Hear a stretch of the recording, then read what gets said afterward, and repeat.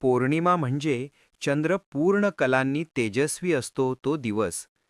भारतीय संस्कृतीत पौर्णिमेला खूप मोठे आध्यात्मिक, धार्मिक आणि मानसिक महत्त्व दिले गेले आहे. या दिवशी चंद्राची किरणे शांत, शीतल आणि मनाला स्थैर्य देणारी मानली जातात.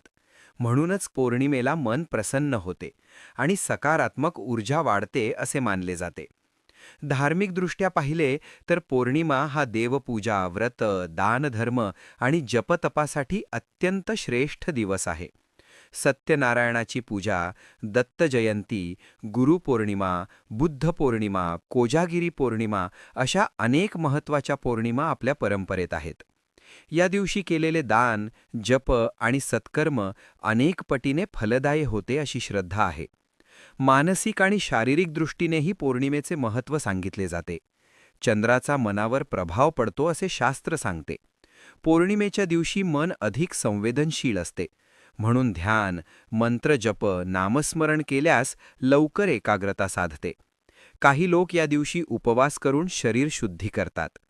ग्रामीण व लोकपरंपरेत पौर्णिमा आनंद, उत्सव आणि एकत्र येण्याचा दिवस मानला जातो. कोजागिरी पौर्णिमेला दूध उकळून चंद्रप्रकाशात ठेवण्याची प्रथा आहे, तर शरद पौर्णिमेला आरोग्य आणि समृद्धीची कामना केली जाते.